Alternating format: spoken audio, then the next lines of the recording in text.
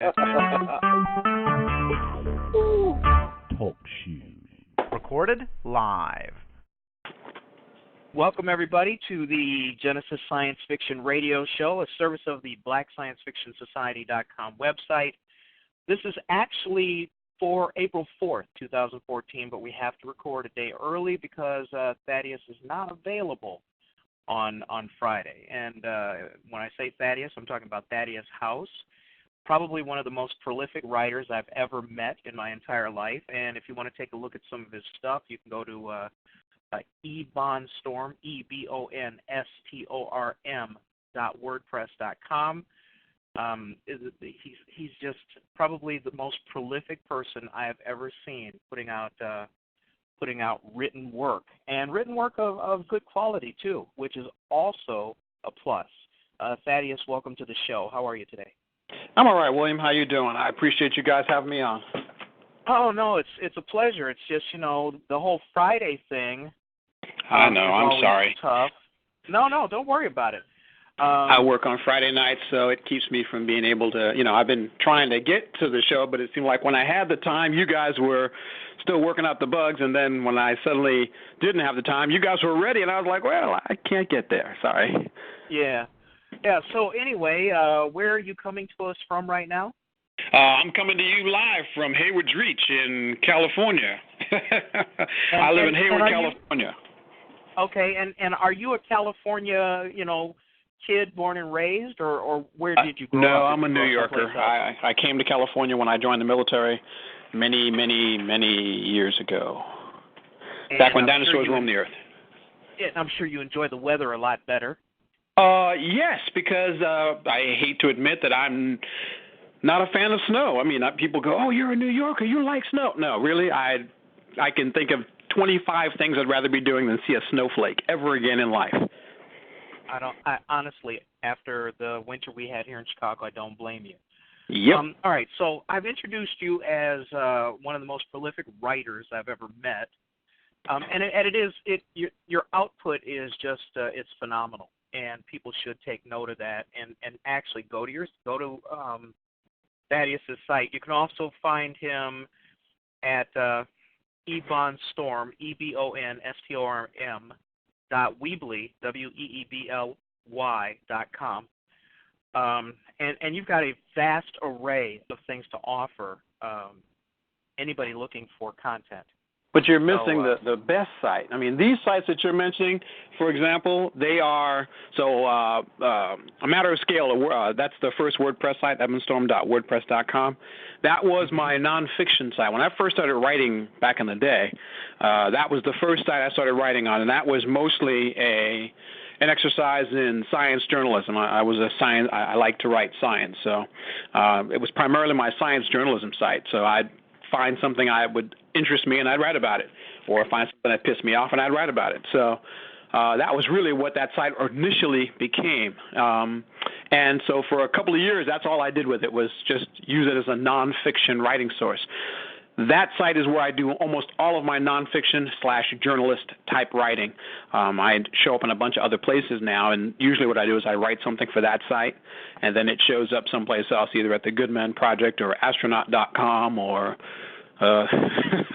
ReadWave. I write in a lot of different places, but very often my nonfiction stuff shows up there first and then goes off from there. But my fiction site, the one that I spend the bulk of my time on, is Hub City Blues, hubcityblues.com, and that's where I write the bulk of my fiction writing.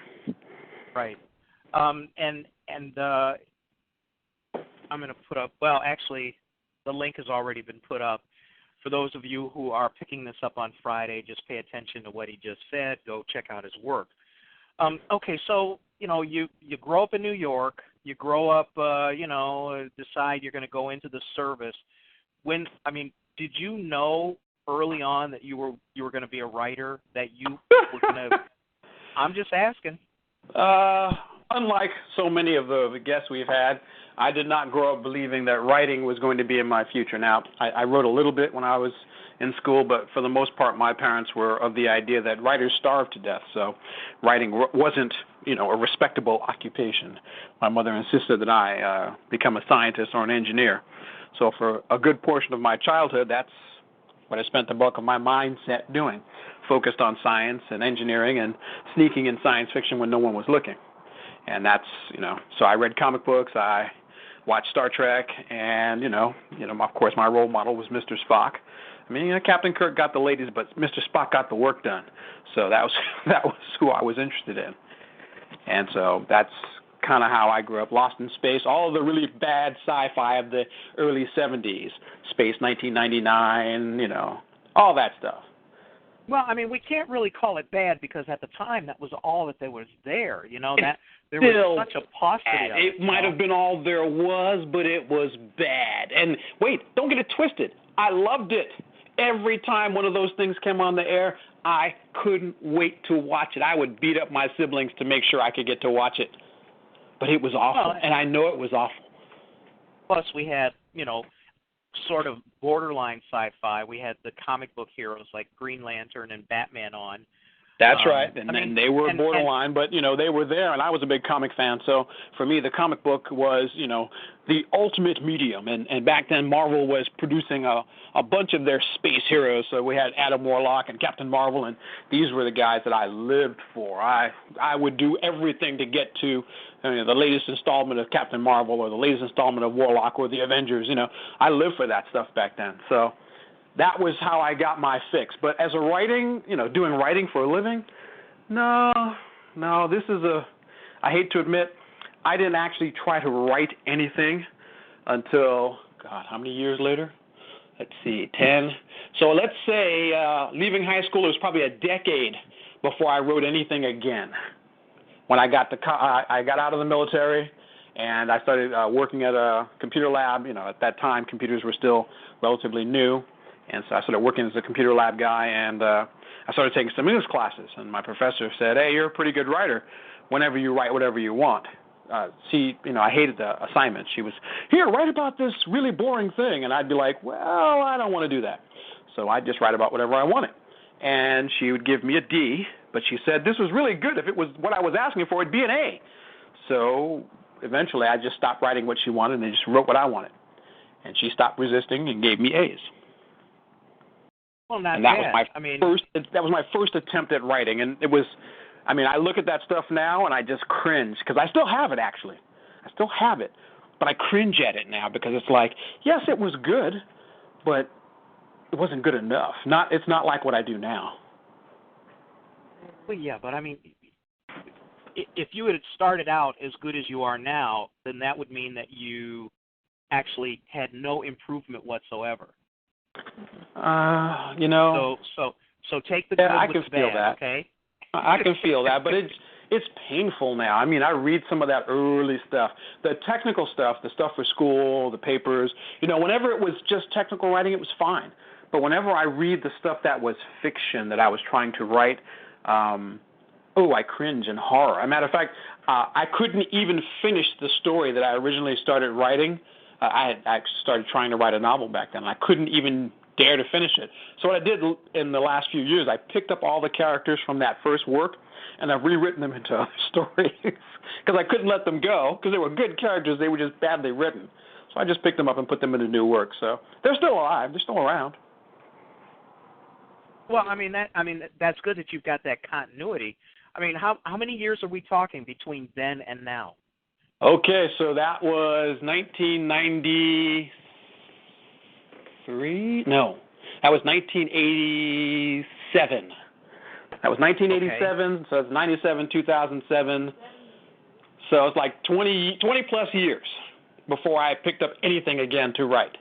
Now, I did have a brief stint as a magazine writer in the 90s. From 91 to 94, I wrote articles for a magazine. But that wasn't... it was a gaming magazine, so it doesn't really count as fiction. It might have counted as fictional, but they were gaming products, how to write for Dungeons & Dragons, how to write for Cyberpunk.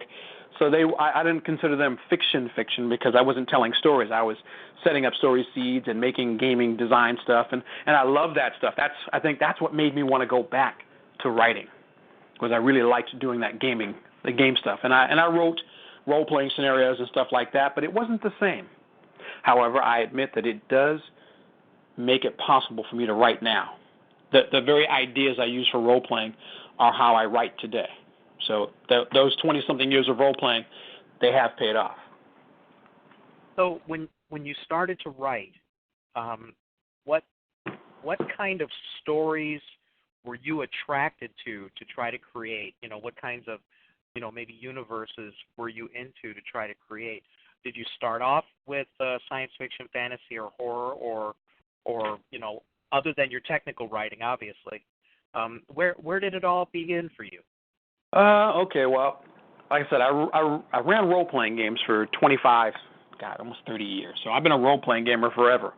But role-playing writing isn't like writing, because for role-playing, you create an idea, and you create a basic storyline, and then you introduce 5 or 6 or 8 or 10 people who have no idea of what that storyline looks like. You give them characters in the story, and then they tell their part of the story while you run the background. So what you might have created isn't what they're going to do. Matter of fact, it's almost a guarantee that whatever you create isn't what the players are going to do. They're going to do something completely different. But it's a form of mutual storytelling. I agree to set the setting. They agree to tell their stories based on their characteristics, and we kind of come together on a story. And sometimes they're really, really good. Sometimes they're really, really bad, but they're almost always enjoyable. So this was how I started writing. If I were looking at what was going to start me writing, it would have been that. So when I started looking at trying to write in the last few years, what brought me back to writing was a story that I had wanted to play but I never finished. And it's now become it's going to be one of the books I'm writing called Insurrection. And it was a story of an advanced civilization, a spacefaring civilization, and I was like, wow, well, I want to tell this story. But I realized as a writer, you don't get the luxury of picking 10 or 12 characters per se and telling a story from multiple perspectives, especially a space opera. A space opera is one of the hardest kind of games to run because space is so big and your players can go anywhere. So if they can go anywhere, they do. And, you've got to be able to, be on your feet and instantaneously making up planets as time goes along or guiding the story so they don't go to places you don't want them to. So when I started working on the ideas for Insurrection, I had already written them for a game 10 years ago, but I never used any of those notes. So when I decided to write for National Novel Writing Month, this was my very first attempt at writing, was to enter NaNoWriMo in 2000, what was that? 2009? I think it's 2010. No, my first NaNoWriMo is 2009, maybe even 2010. So let's go back and say 2010. I decided I was going to write for National Novel Writing Month. Now, I haven't written anything in forever, and now I'm going to start writing a novel. So I took all the notes from that old game and said I'm going to pick one character from the game and write a story from his perspective. And that's what I did, and I completed it. I wrote 87,000 words. It's not done. Well, I've written more words since then, but the initial 87,000 words was my first attempt at actually writing something fully fledged from one perspective with one character in a science fiction universe that was not complete. But I got it done. And it's not bad. Not bad at all. Well, there you go. Now, do you have outside substantiation about it not being bad? Yes. Pretty much what I did was I agreed to write each chapter as if it was a short story. So every chapter is an individual tale, complete, beginning, middle, end, and it either introduces a new character or picks up an old character from a previous section. And so when people read the individual sections, they love it. They're like, "Oh my God, why don't you sell this section?" And I'm like, "Well, this is a section of a story." And they're going, "There's more?" So pretty much every time I've given it away to anybody to read or any beta readers, they're all like, "Well, why haven't you finished this?" And I'm going, "Well, I got lots of stuff to do. I just haven't gotten to it." And really, I think the reason I haven't gotten to it is because I hate rewriting. And there's, now that I've reread it and rewritten it and rewritten pieces of it, rewriting it and throwing away the pieces I hate, and there are pieces I hate now. And, there are pieces I love, but there are pieces I hate. So I have to go back and edit it. So Insurrection has been slow going, but it's being edited, and actually I'm looking at an edited copy of it right now. It's got, 15 paper clips in it that need to be addressed, and I can get it done. And actually now that I have the idea for it done, it will be done because I have 2 more stories or 2 more novels to go with it. So it'll get done. I'm just getting it done at a pace that is comfortable for me. Mhm.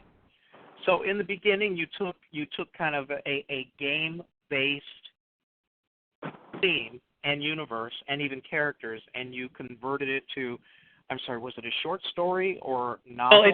Hold on. It started off as a short story, one character's perspective. It started off as just a short story. I wrote it for a piece of flash fiction that I submitted to Asimov, and I submitted to, and I was bold. I decided I was going to just go ahead and submit to Asimov and Amazing Stories and all these other, famous magazines. Of course, they politely sent me a hell no, what's wrong with you?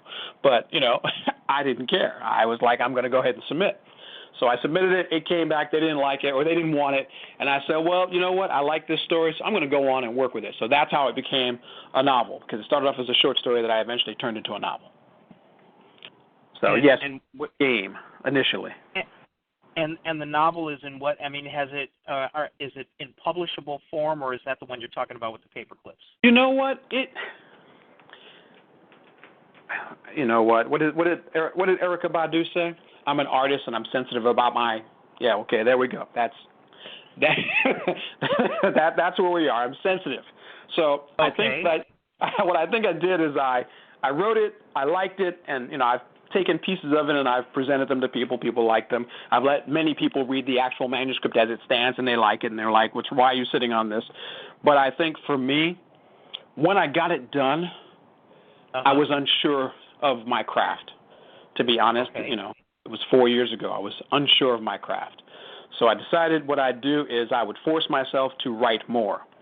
And so I basically opened up a new website, a new WordPress site, and I decided I would create new things. And my initial expression of these new things was to join a contest. I'm big on contests because they have deadlines. So I like contests because they basically say, you have this much time to finish this project. So you don't get to sit and dawdle on it. So I said, okay, well, I'll do that. So the next contest that came out was 30 stories in 30 days. And 30 stories in 30 days said, write a new story every day. It has to be at least 200 words, and it has to be something you didn't write yesterday. And I said, that sounds completely insane, especially when I've been talking to other short story writers. They would tell me, well, I write one short story a month. And I'm like, really? One a month? One a month. And I want to write 30 of them in 1 month. And when I said that to them, they looked at me like, you're crazy. There's no way you can do that. Then I would talk to others, and they say, well, I write 4 in a month. And I'm like, oh, okay, 4, once a week. Okay, so what do you think of writing 30 in a month? And they just laugh. So I said, what the hell? I figured I got nothing to lose, so I decided I'd do it that April. So this was the April after the first NaNoWriMo in 2010. So I said, well, this is April 2011. Let's go ahead and write it. So I started writing it, and I have to be honest, the first few days were easy. It was like, yeah, I could do this. This is not a problem. Until April 10th. 10 days into it, I discovered that I didn't have anything to write. It wasn't that it was like my head just emptied. I'd written 10 good stories, and then my head was just empty. And I was thinking, well, that's odd. I sat down, nothing came out. So I sat on the 10th, and I sat there and I laughed and joked with my wife, and we were sitting there BSing about something, and we started talking about Monsanto. And I hate Monsanto a lot. So I wrote a story, and it was about how much I hate Monsanto. But somewhere between what I was writing about how much I hate Monsanto, I wrote another story about a company that would create the means to destroy plants, destroy seeds. Monsanto has had a program, I don't know if they still have it, but they had a program that said that they would capture every seed-bearing plant on Earth, and their goal was to make it so that farmers would have to buy those seeds from them, but those seeds would only germinate one time. They would never produce viable seed after that. So you'd always have to go back to Monsanto to buy new seeds. And this was called suicide. These were called suicide seeds. And I couldn't believe any corporation could be so evil. And I said, this sounds like it should be in a science fiction story. So I wrote it into a science fiction story. except that I wrote it with a bit more of a twist. So I've always had the idea that what we do in science very often comes back to bite us. So my science fiction story, the suicide seed process spread from plants to animals.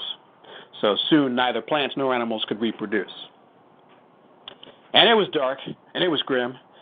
But after that, I was good. I wrote again for another 15 days without a problem.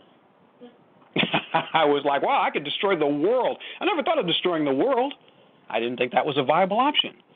But after that, I was good. I wrote a whole bunch of really creepy stories after that. And I finished out the month with only a couple of places where the stories were weak.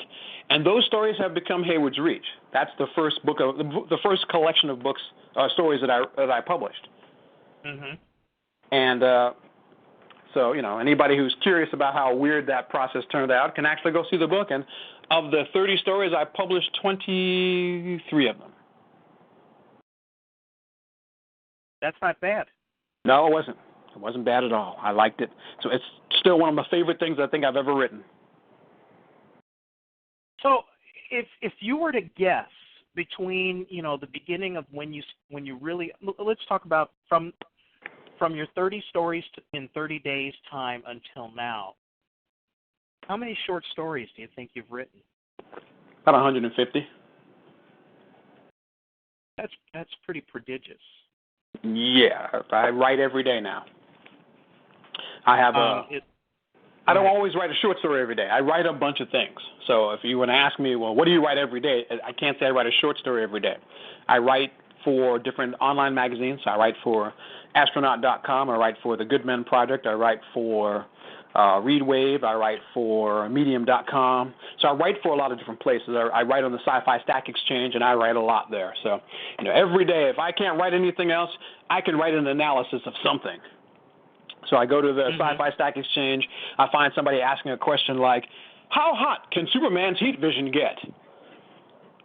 Well, that's a fair enough question. People always want to know these kind of weird things, and I happen to know the answer. So I write it out, and I explain how it works, and I show them pictures from comic books, and the web is great for that because everybody's scanning comics into the web.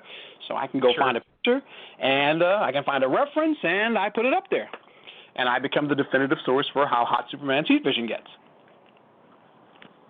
So I always have something I can write. And so my rule of thumb was, Ray Bradbury said, if you want to be a writer, write every day. And Ray Bradbury is one of the most prodigious science fiction writers, short story writers in the history of the world. And so his rule was write every day and you will eventually be awesome. So I write every day. And I use 750words.com, and it is where I go every day to produce something. That's pretty remarkable.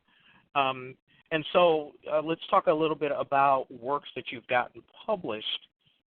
What were some of the first things that you finally got, done and commercially put together? Let's go to Hub City Blues, and I can get my credits page, and then I can just read them right off the credits page. No, don't do that. Tell us a story, man. Tell us about you. Anybody can read it. Hey, I want to get them, so I remember that they're there. Okay, don't get upset. Well, not only that, but I mean, when you write as much as you do, I would imagine, trying to remember each and every story. Go ahead. It has grown to the point now where I actually have trouble remembering stories that I've written. And I never thought that would happen because, I'm really good at memorizing stuff. And I remember every story, but I'm having trouble remembering their titles because there are so many now. Yeah. So it's grown to the point where it's like they are an immense number of stories. But I don't forget the stories themselves. So I think the very first thing I managed to get published after I published Hayward's Reach was in a European publication, a European book and a flash fiction book. It was called Scraps. And this was a flash fiction it was a collection of flash fiction from 2013. So they published a short story I had called The Warden, and it was written from a writing prompt. Now, remember I told you I tend to write with contests? I tend to do a lot of the writing I do either from contests or from weird writing prompts. And the reason I do that is because if you want to write for a publication, what I've learned is a lot of times publications have themes. So if you want to write for, underwater space beasts. I mean, there. If you can think of it, mash two weird things together, someone has an anthology about it coming out. Underwater Cthulhu space monsters. Well, there's somebody producing one of those. So what they say is, we want a story merging Cthulhu monsters and underwater civilizations, and we want you to write a story about it. Okay, that's great, but not many people can do that. So what you'll find is that the people who can do that show up in those books. So what I decided what I'd do is practice writing to spec. I hear Hollywood works that way. I hear pretty much anybody who wants you to write for them in the real world really wants you to write to spec. So I had 3 practice methods of doing that. One was take a weird writing prompt and write it. 2, take a weird picture that, you just look at the picture and say, write a story about that picture. And I do that. Or C, I'd go and get, there's a bunch of writing prompt sites out there, and I'd go to one of them, and they have thousands of weird prompts, and I'd take one of their weird prompts and merge it with a picture, and then take something, this takes a picture and a prompt and merge them together and create something really, really strange. But you know what? I enjoy that. I can't believe that I enjoy it so much. It's one of the things I've done lately and produced some really outstanding work because I'm free. You know how if you're looking for something to write about, sometimes it's hard to do that. But with this, someone gives you a weird picture, they give you a weird prompt, and you just run with it. So these people gave me a picture of a dog, and they said the dog can talk, but he can only talk to you. No one else can hear him. Write a story about it. So I did, and it had to be flash fiction. So that means it had to be less than 5. It had to be 500 words or less. Man, so many limitations. But that's cool. No, actually, I love it. Limitations for me give me boundaries to work in. It's like a painting. It's like a painting frame. If left to your devices, you could paint forever. But with a frame, you can only paint what's going to fit in that frame. So for me, the limitations was a dog, a person who can hear the dog but no one else can, and 500 words. Write a story. Go. And I did it. And I loved it. And I sent it in, and they loved it. And so that was my first officially published, outside of my own publishing, my first officially published piece. And how did you like that process? What was your sense of accomplishment? It doesn't even bother me. I don't mind doing it. Matter of fact, like I said, I spend a lot of time. A third of what I write comes from writing prompts or pictures. I have a DeviantArt collection of 10,000 images. When I'm really stuck for something to do, I go to DeviantArt, I flip through my collection of libraries or images and go, this one, put it up on the screen, throw it up in my browser, and imagine myself in a story. Immerse myself in the picture and create a world around that picture. And I have a great time doing it, and the stories are almost always awesome. So, yeah, it's a cheat. It's not like I'm sitting down imagining my own story. I mean, I am, technically, because a picture is just a representation. I still have to do all the heavy lifting. But it's still an aid. That's one of my writing aids, and it could help anybody else if, you're out there wondering, what can I write about today? Go find a picture. Go to DeviantArt. Find one of these amazing, fantastic artists who've painted, there's millions of pictures on DeviantArt now. Go look at one, find something, and just write. And just let your mind go. And I do. And I have written some crazy things. And really, I restrain myself. I still feel like I restrain myself because I think there's a whole section of things I don't write about that I could. You mean if even within the genre that you write in, even within the science fiction field? Oh, yeah. For example, until I wrote for a collection that was trying to get, and I got rejected. It hurt my feelings. It was called, it was a fusion of zombies and Nazis. Write a story that fuses Nazis with zombies and other undead, and it was called Totenknots. And they wanted me to do that, and I was like, I don't really do zombie fiction. I only have one piece of zombie fiction so far. So I didn't really, it's like, zombies are overdone. I mean, I know people do them, but I don't want to do one. So I refused to write them. So I wrote one piece way back in the day, and it was like, well, okay, it was a filler day. But when this came out, I was like, zombies, Nazis. Everybody hates zombies. Everybody hates Nazis. So what's not to like about this? Let's try it. So I wrote it, and I really like the piece. I'm going to clean it up and submit it someplace else. But the guy I wrote it for didn't care for it.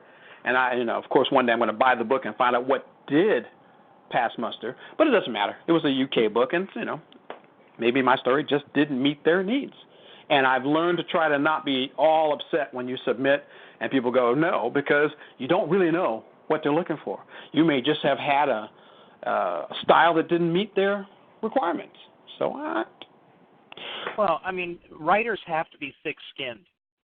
Yeah, you got to work on that. My skin is thick, but sometimes, if I really like a piece and I submit it and they don't love it, I will cry a lot and drink and cry some more, and then I get over it and go write something else.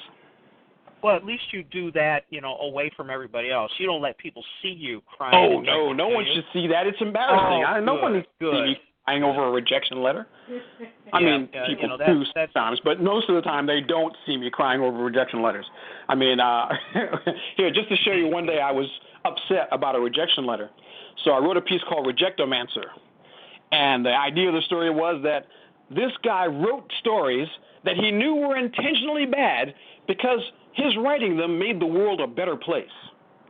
It was his magic that as long as he was never accepted anywhere, the world continued to do good things. It continued to improve. And the crux of the story was his family was starving, so he needed to sell a story. But as soon as he sold a story, he would no longer be a rejectomancer. Well, that's kind of a fine line for him to walk, and isn't it? And that's what made it a fun story. And a good premise. Yeah. Yeah, and it's a fun story. Premise. Yeah.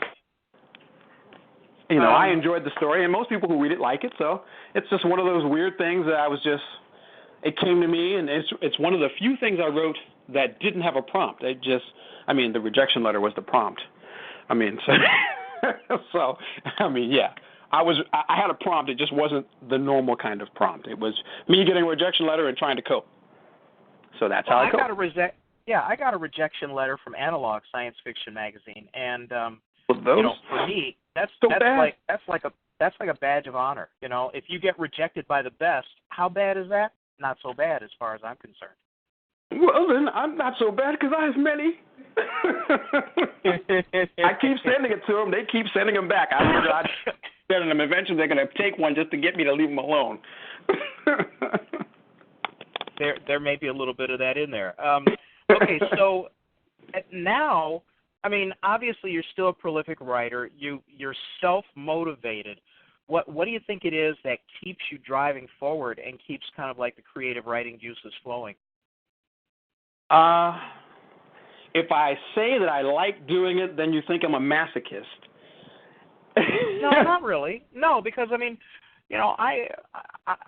I enjoy writing, but going back to something that you said earlier, you don't always get the immediate gratification or even rejection of knowing how other people like or don't like your work, and sometimes that can be, there's the potential for some psychological trauma there. Dealing with it well I think is healthy, but for you to say that you like writing, I don't think that's a detraction at all from who you are, what you do, or anything like that. Okay, let me give you a reason why it is, yet it isn't. So, for example, I spent 30 years in IT. I'm an IT guy. That was my jutsu. That was the thing I decided I was going to do. That was my science. It was my art. It was what I lived for. Machine technology, computer technology. If you have a computer, I know something about it. And depending on the kind of computer, I know a lot about it. It's what I do. I spent 30 years doing that because I thought that was my career. I thought that's what I was going to do. And then one day, I aged out of my career.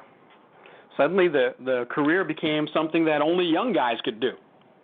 And I found myself writing to, push through the depression of finding myself aged out of my career. But then the truth came out that the more I wrote, the more I liked it. And I really realized that the more writing I did, the more writing I wanted to do. And it was crazy to me because this was the thing my parents told me, don't do this. You can never make a living doing this. And to be fair, I haven't made a living doing it. So they were right in that respect. But I haven't made a living yet. But I find myself writing. I find myself creating all the time. I find myself thinking about stories all the time. I find myself thinking about tensions and conflicts and issues and ideas. And whenever I see a new science come out in the street, the first thing my mind does is, what will that look like in 10 years, 20 years, 50 years, 100 years, 150 years, 2,000 years? Will that science exist? What will it look like? And could I write a story about it? And that is where I am now. And this is from, the science guy who says, I only write because I need to. I mean, I wrote reports. I wrote treatises. I wrote board meeting things. These are things I wrote. So I can't say I never wrote anything. My wife is quick to remind me of that. I have always written stuff. I just never wrote fictional stuff. So for me, writing was a tool. This is the first time in my life where I wrote because it pleased me to do so. And that's a big difference to me. Mhm. And so now that you're writing for yourself, how does that, how do you reconcile that with the fact that, I'm sure eventually you're going to want to see your writing in print. You're going to want to see people appreciating your writing.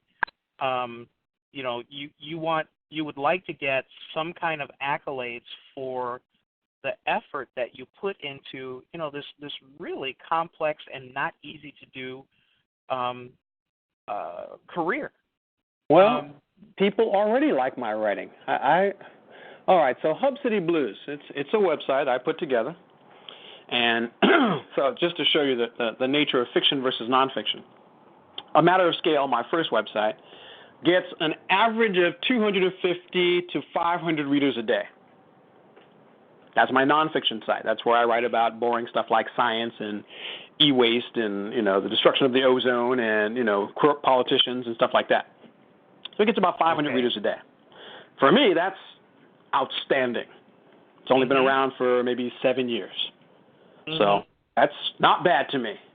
Now, Hub City Blues has been around about 3.5, 4 years. And it gets an average of 70 to 100 readers a day, which, again, to me is not bad.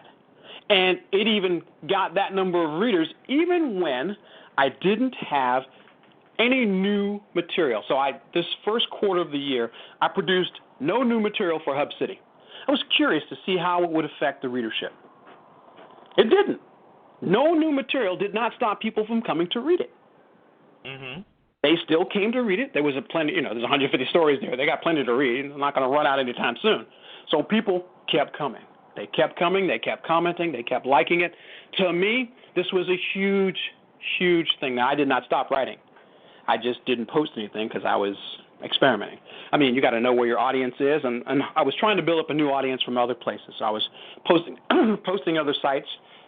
I was trying not to compete with myself.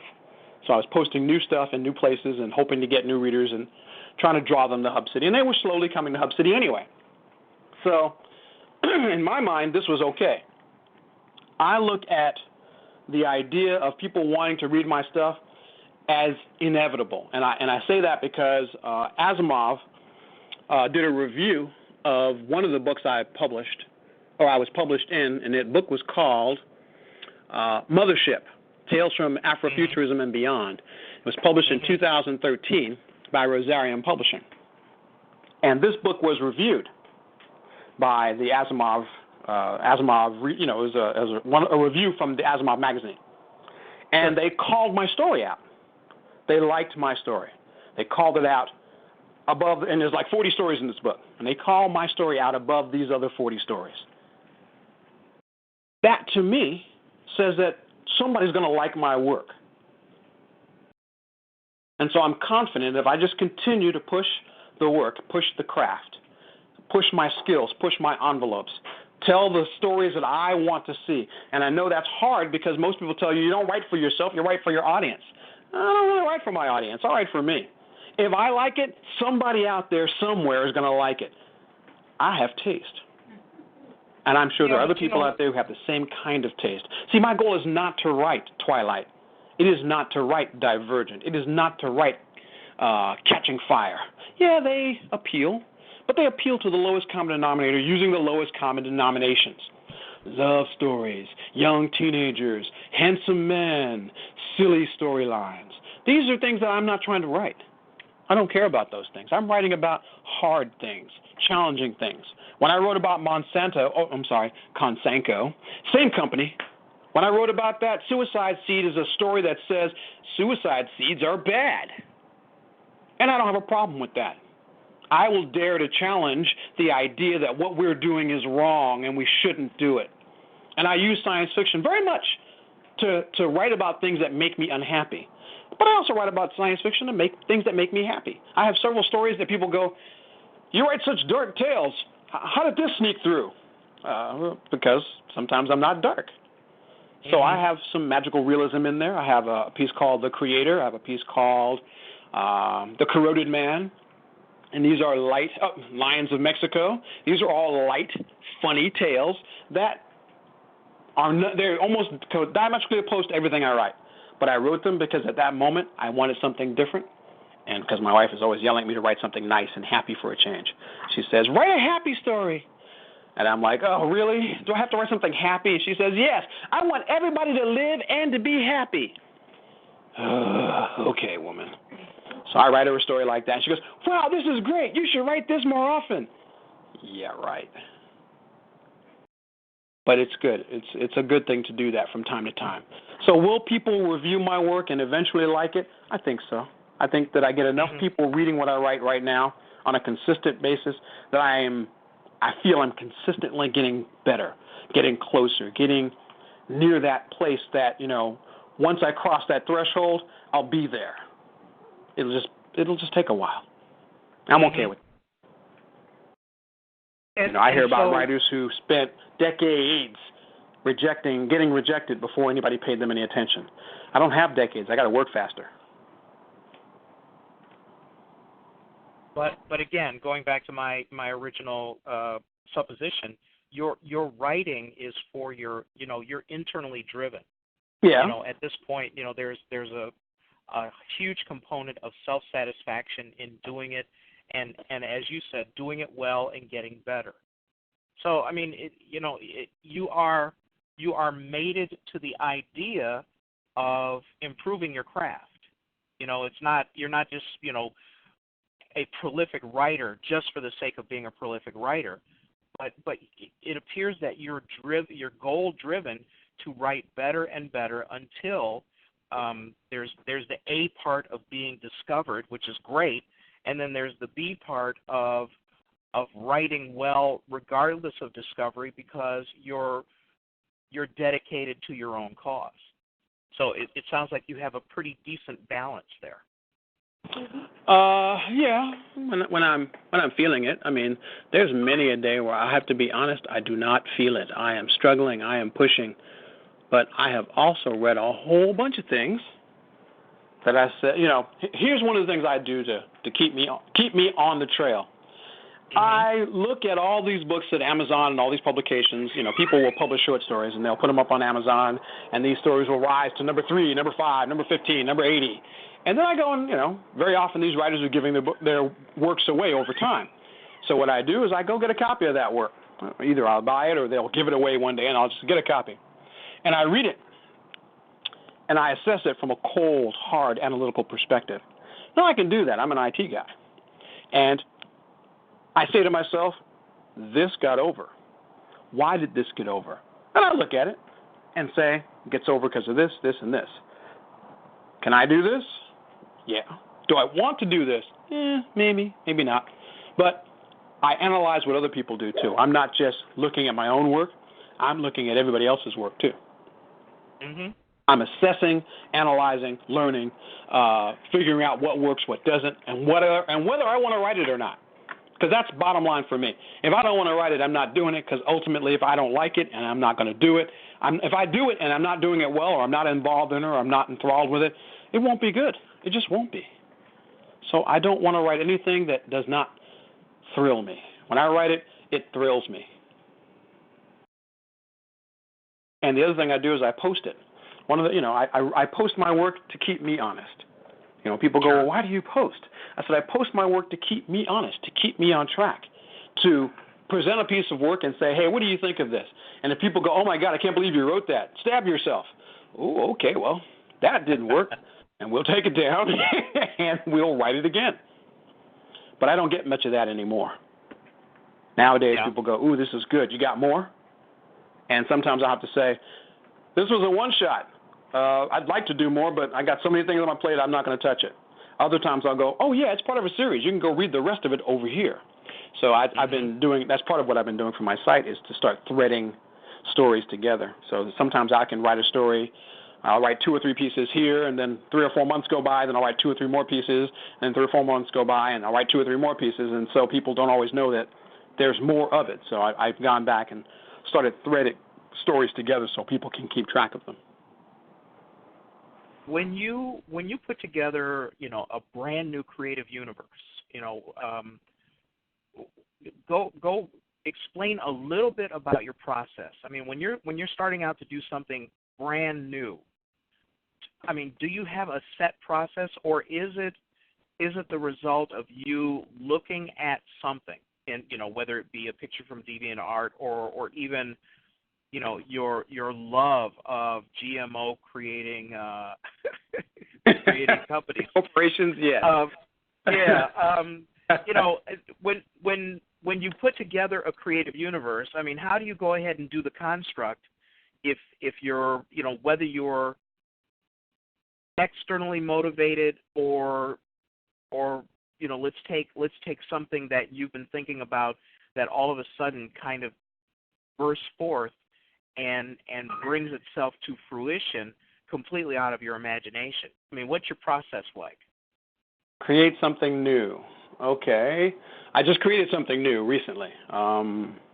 Wait, don't tell me what it is. Tell me how you did it. Okay, what I did was I saw a painting on DeviantArt. Matter of fact, it wasn't initially on DeviantArt. It was initially in Facebook. Someone had posted a poster in Facebook, and I was like, wow, the painting was magnificent. I was just struck by the concept. It's a giant dragon head, a dragon head skeleton. And next to it are teeny weeny little guys, humans standing next to it. 3 of them are poking at the skeleton, and one sitting and looking at the fire, and he's looking sullen and upset. And in the distance behind the dragon head is a castle that's falling down, far, far away in the distance. And it's this giant castle. It has to be huge because, from the distance, there's mountains behind it. And so it has to be pretty big. And so I'm looking at this going, what would bring a giant dragon to the ground, destroy a civilization behind it, and yet leave 4 monks to go poking around in the ruin as if they were going to find something? And so I sat down, and I said this, and it was weird because I saw the picture, and it intrigued me. I couldn't stop looking at it. And it just felt like there was a story trying to reach me. And it's funny because I tell my wife a lot of times when I look at a picture like that, it's almost like tuning into a radio program or a television program. I don't know if you've ever had to deal with UHF, but back in the day, as a poor kid in the Bronx, there were the major channels, and then there was UHF. And UHF, you had a little knob, and you had to get an antenna on the back of it, and you had to turn the antenna to the right position, then turn the UHF knob, and you might see it better on some days than on others. And so when I'm looking at a picture like this that intrigues me, that I can't stop looking at, it's like I'm tuning into it. It's like I'm hearing a radio broadcast. And then I just kind of close my eyes, and I can see it in my mind, and then it's like a movie, and it starts playing. These guys start talking. Things start happening, and I start seeing it. And it's like, wow, okay, this story wants to be written. So then I open up a browser, I open up a blank window somewhere, and I just start writing it. And it feels more like I'm transcribing than writing.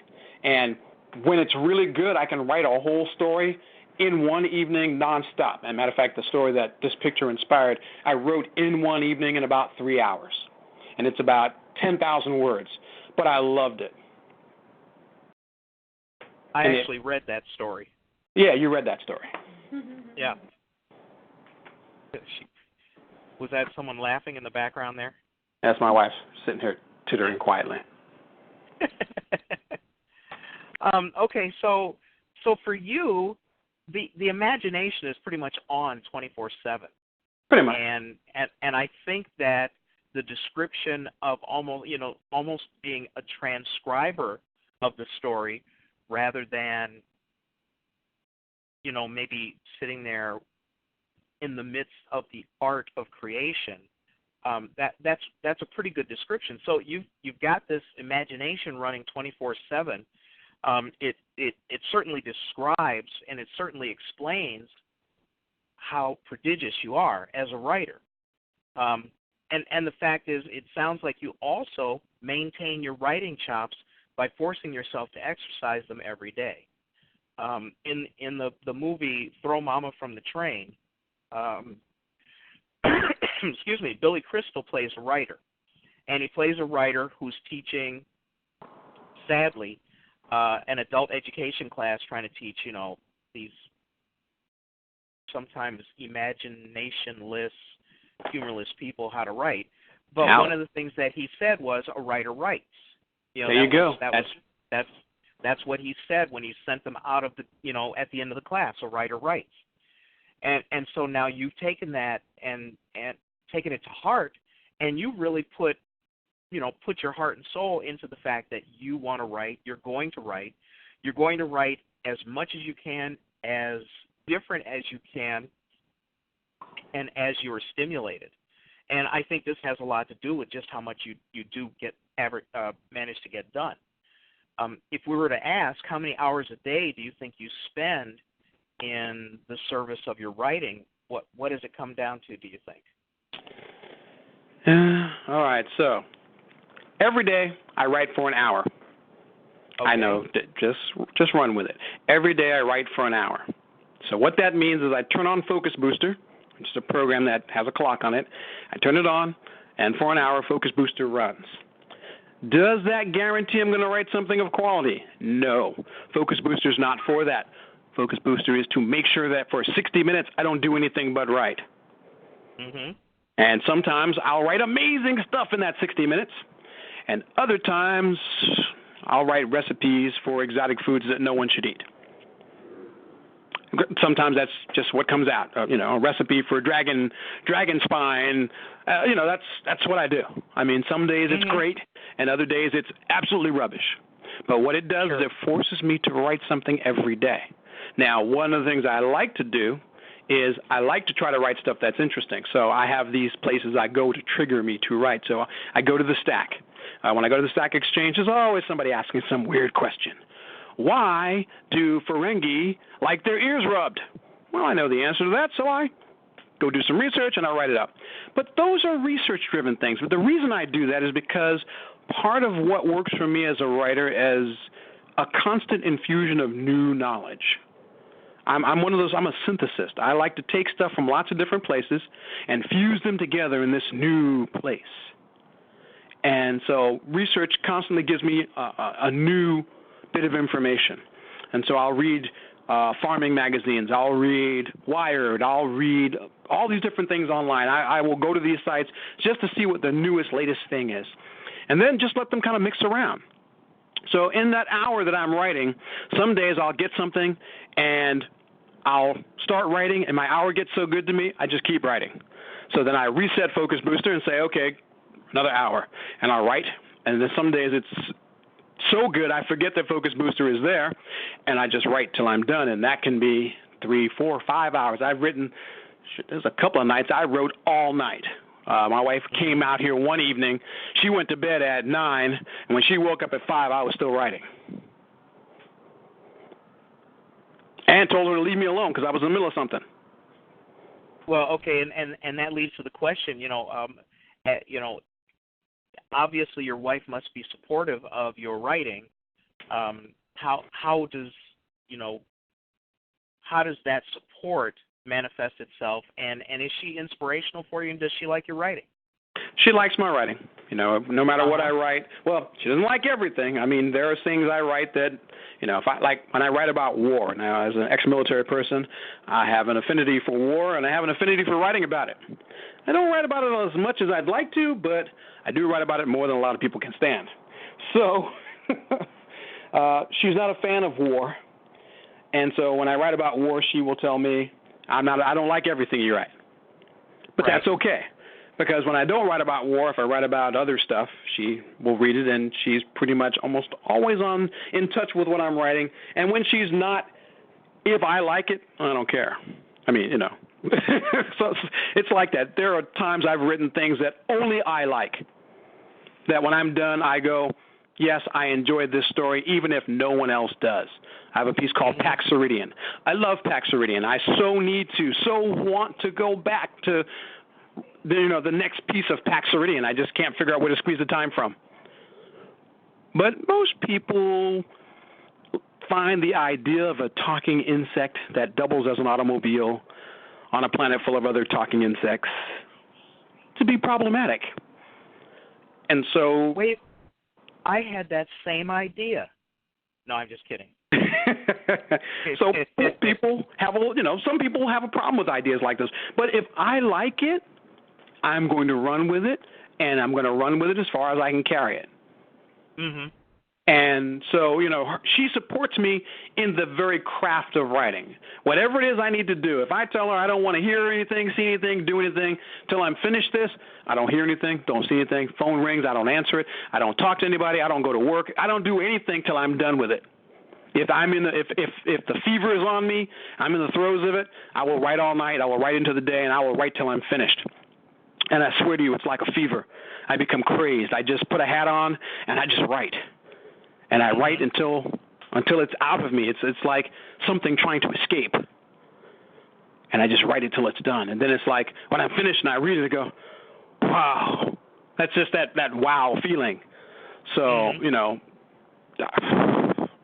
she does not give me any grief. Matter of fact, she's trying to extol me to take what I've written and do more with it, sell more of it, try to figure out how to bind it, book it, whatever it takes to get my writing seen. So she's been working more on the, helping me do the managerial, slave labor, business part of writing that I loathe so much. Well, I mean, a lot of collaborations of couples work out well that way. Sometimes you have a creative who does not encompass the business side creative writing. And, these days, even if especially if you're a self-publisher, it is quite the endeavor to have to go ahead and not only be a creative and be able to do the writing and do the art, the artistry, but to have to face up to the fact that, well, there's some promotional things you have to do. There's some procedural things you have to do. There are, it is a business. And being able to have a partner who will, embrace that side of the business sounds like a pretty good collaboration between you two.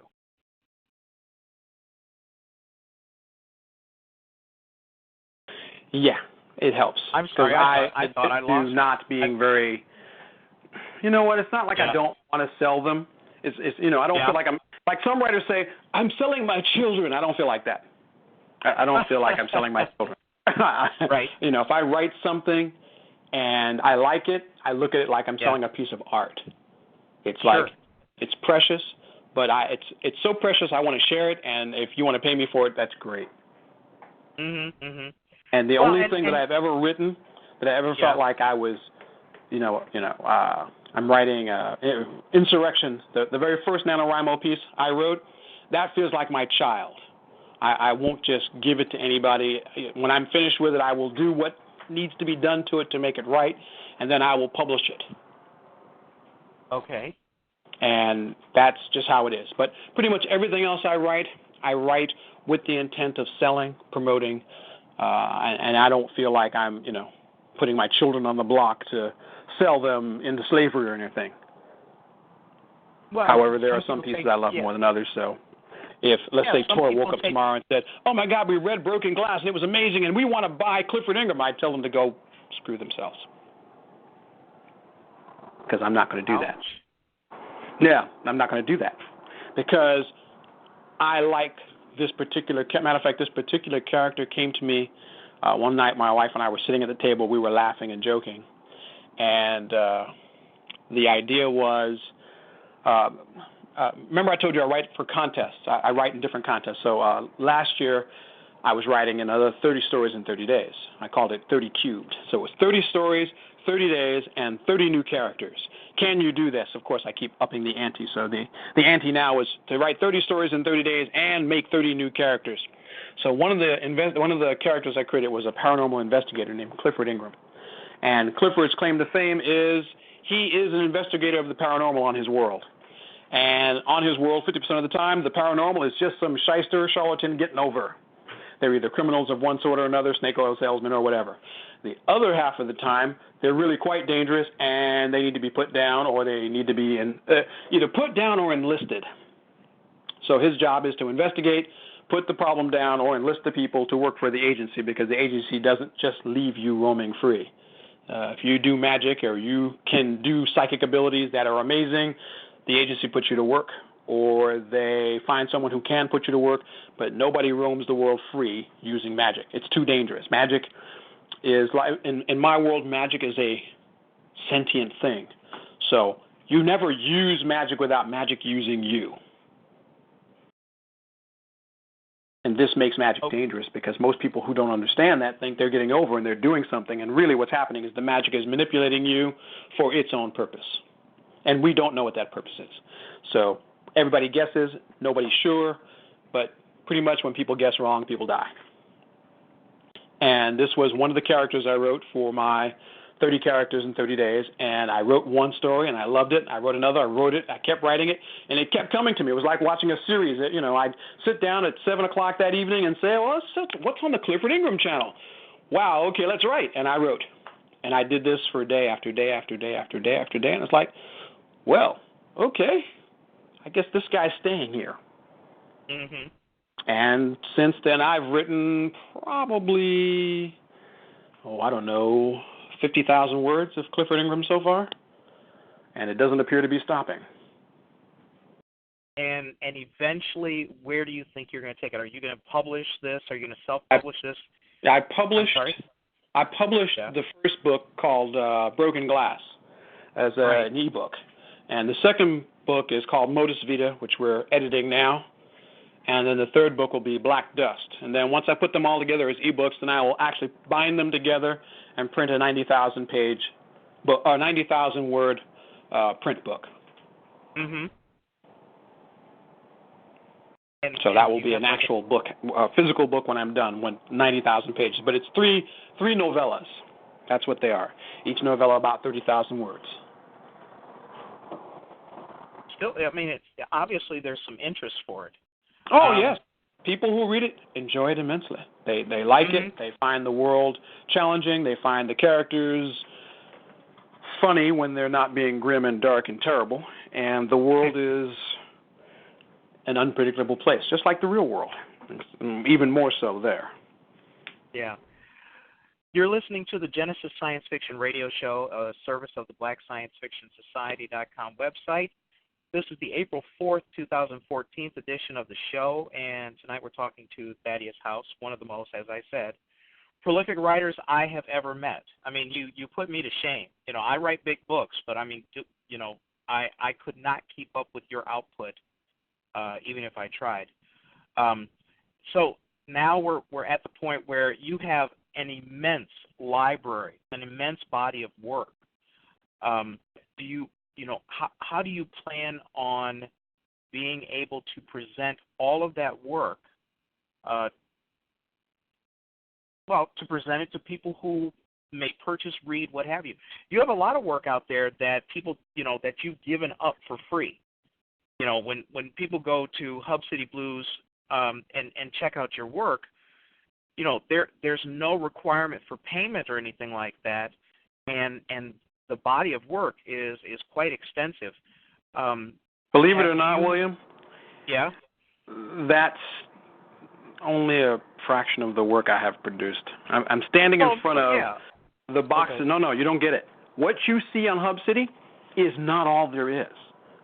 Matter of fact, a good portion of what you see on Hub City are excerpts from works I'm standing in front of right now. Yes, but my question was, do you have a plan for monetizing that work? Yes, I will be. Now I will be turning. Let's see. I've got a pull up. I'll open the box and pull one out. So here's MODOK, Metal Organism Designed Only for Cuddling. That's a novella. It's finished. I just haven't been able to get a cover for it. Actually, I found a cover for it, so now I just need to edit it and produce it as a novella. House of Oak, Red Star, White Sun. Still ongoing. It's a serial. I'll eventually finish it because I enjoy the heck out of it. Mm-hmm. I'm just pulling them out the box. What's coming out of the box next? Let's see. What is this? This is The Aspect Wars, another piece that I've written that you've seen 2 or 3 pieces of that everybody loves that it's such a hard write for me. It's like when I tell you I'm tuning into the channel, man, that's a channel that is hard for me to receive. But when I receive it, it comes in awesome and I love it, so I just wait for it to show up. Sure. Tales of Mythic Chin.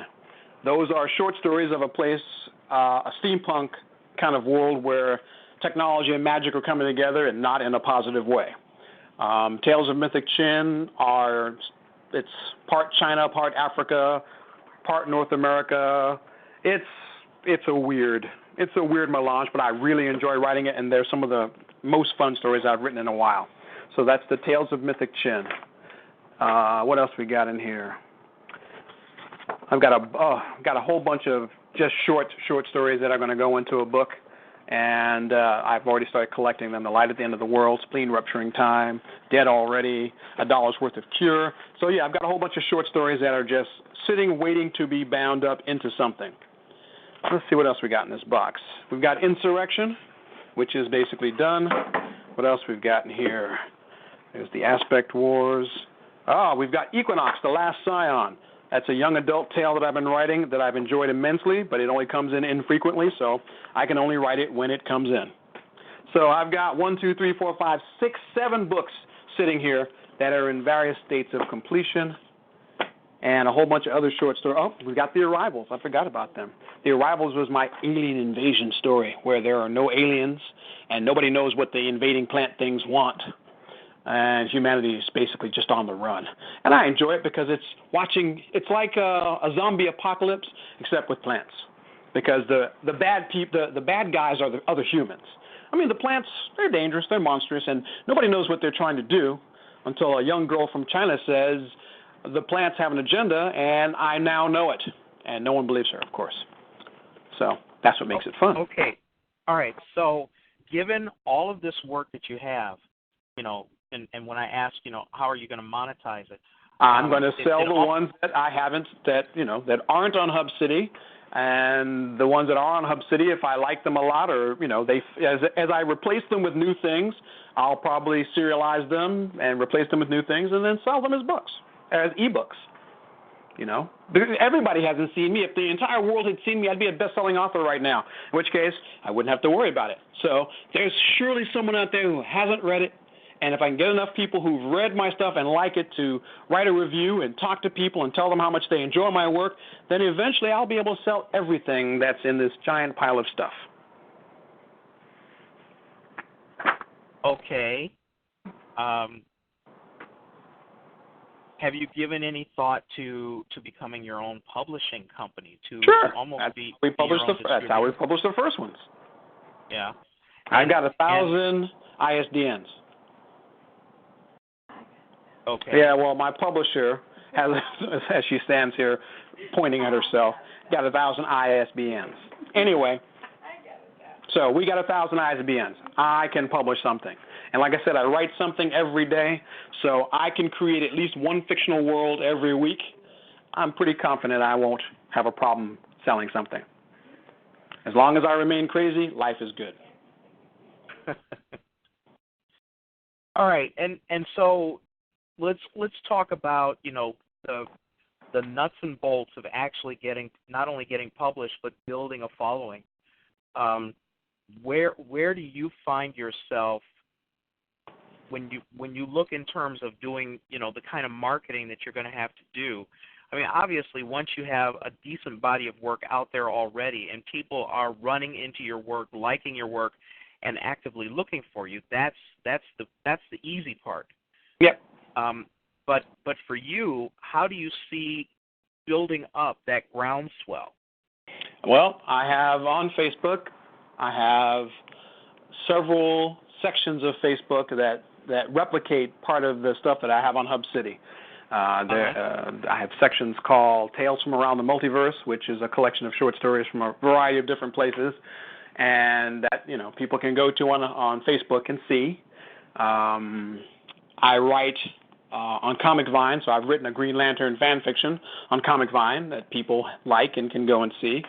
So I'm scattering seeds throughout the multiverse. They're everywhere. If you see me on astronaut.com, I wrote about aliens and why are they ugly, and aliens and what will they do when they come to destroy us all, or will they come to destroy us all. I write on the Good Men Project about electronic waste and technology in the future and extraterrestrial life forms, and I write everywhere. My goal is to basically be seen in enough places that you just can't help but want to go read something I wrote. That's the mission. And you're getting decent responses from people who read stuff, especially the things that you post up on Hub City Blues. Are you getting? No, that's a bad question. I was going to say, are you getting the exposure that you want? But I don't think any of us as creatives. Well, really I can't say I'm not getting the exposure I want. Like I said, I get 500 readers a day on A Matter of Scale and 200 on Hub City. I mean, I'm getting readers. The question is, can you get readership with the critical mass? Can you get readers to want to buy your stuff? That's the reason that we're trying to put out Modus Vita.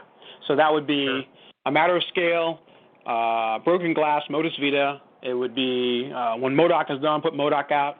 So, the goal is to basically try and cover the gamut of different kinds of readership. So MODOK is science fiction, Clifford Ingram is urban fantasy, Tales of Mythic Chin is martial arts, fantasy.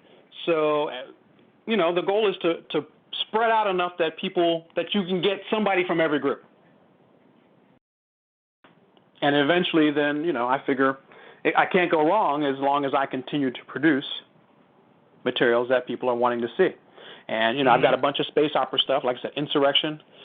I've got a couple of other space opera things that I write in the same universe, The Planet Traders, Starlight, Starbright. I've got a bunch of stuff out there that is getting good responses. So all I need to do now is tidy them up, finish them up, and figure out how to sell them. Yeah. All right, so let's back up a little bit. When you first started, you told us about, all of us loved the science fiction television that came out, obviously the remarkable science fiction movies that garnered our attention. What were some of the early influences for the kinds of writing that you do, the kinds of world building, the character creation, and things like that? What influences me is... if I had to say my quintessential influences were Star Trek and the Green Lantern Corps. I know, it's a weird collection, but they're closer related than you think. Star Trek, traveling to strange new worlds, seeking out new life and new civilizations, boldly going where no man has gone before. Star Trek for me was the perfect explanation for what humans should be doing. Waging war, bad. Blowing stuff up, bad. Though I didn't mind watching a space battle every now and then. What I really liked about Star Trek was they went to new places. That's why I joined the Navy, so I could go to new places, so I could experience being the other. Most of what I write talks about being the other. What is it like to be someplace where you cannot speak the language, don't like the food, and have no idea of what they're talking about when you look at them? Man, it's a sobering perspective when you find yourself in another country and you are the only person you are sure you know what they're thinking. Nobody else is thinking what you're thinking. So for me, Star Trek was that was the quintessential idea. These guys travel to whole new worlds. What do they find when they get there? Unfortunately, mostly people in suits. But every now and then we would discover something really alien. Devil in the Dark with the Horta, the giant rug-like thing that attacked and ate crew members, mostly red shirts. I love the Devil in the Dark because it was so alien, they had no concept of what they were dealing with. They assumed because it attacked them it was dangerous, and yet, really, they were the problem. How often is that the case, that we expect other people to be the issue when it's really us? So, well, I mean, the stereotype of the ugly American where, one of us goes to another country and starts hollering at people because they don't speak English. Yep.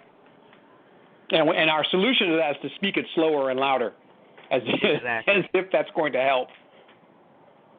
So yeah, that was my first influential science fiction. And then the second one was the Green Lantern Corps, when in the early 70s when they started having Hal Jordan go out into space and start meeting other aliens. And these aliens were different, and what I liked about comics was they were really alien-looking. They weren't just guys in rubber suits. They were really alien, and the writers could make the aliens really different. They could express their worlds differently. They could, because I started studying by then. By then, I started looking into science and realizing creatures that grew up in a different biosystem and had different motivations, and or if they became apex predators, they might have a different perspective than we would. I really started getting into that idea, and so, in the future, I'd be a xenobiologist. I'd be studying alien life just because I want to understand what makes us all tick. But, I live in a world that doesn't believe in aliens right now, so, no one wants to give me a degree in xenobiology yet. Well, I mean, first of all, it's difficult. If we're just going to talk straight-up imagination, a lot of what's going on in our culture right now is the nadir of imagination. This is the antithesis of imagination, and people actually are being criticized for having imagination. And then you have the fundamentalists who are sitting there going, well, first of all, the world's only 6,500 years old, and the Flintstones was really a documentary with dinosaurs and people hanging around together. So, I mean, as far as you wanting to be, you having that imagination, I think what you're doing is you're taking speculative fiction at its purest form and applying storylines that sustain that main genre. And that's, I keep going back to this. I'm going to have to look it up while we're talking. But hang on. The kinds of things that you write about are obviously catching on, and they're engaging. Okay, if they're engaging, then what you're doing is you're firing up other people's imaginations too, which I think at its base form is the essence of why a lot of people write. Sorry, I'm trying to do two things at one time. I don't multitask like I used to. My advice to everybody is just don't get old. There's really no reason to it. There's no. I don't believe that there's any value in it myself. All right, so here's a quote. One of the things that Isaac Asimov said that always strikes me. This is a quote that I keep coming back to, but it says, he said, individual science fiction stories may seem as trivial as ever to the blinder critics and philosophers of today. But the core of science fiction, its essence, has become crucial to our salvation if we are to be saved at all. And you are writing right up that alley when you talk about Monsanto, when you talk about the kinds of things that are going on in our world today that are going to have long-term effect on our lives. And then what you're doing is you are spinning out a story, projecting out, well, what are some of the possible consequences if something like this goes on? And that's crucial to culture, and it's crucial to exciting the imagination of other people. So I see all of these as a positive in how you express your art. Yeah, that's fair enough. I am doing that. That's my goal. My goal is to incite people to imagine. I posted something. I have a Facebook group, and it used to be called Damn It, Jim, I'm a sci-fi writer, not a doctor. But when I started doing some design work, I noticed that Jim was taking up more space than I wanted, so now it's just, damn it, I'm a sci-fi writer, not a doctor. And it's a writing group where I post a lot of the stuff that I use as a reference for myself. Remember I told you that I read things that inspire me, or I discover things that amuse me, or I see pictures that work for me, and then I write about them. So this group, the purpose of this group is basically to help others use the same kinds of things that work for me for themselves. And, we broke 120 members just recently. And it's been great because, people are starting to participate. I'm not the only person submitting stuff now. And so it's getting there. It's getting bigger. It's inspiring to see people getting interested in it. Is there a groundswell of crosstalk in that, more than, one or two people?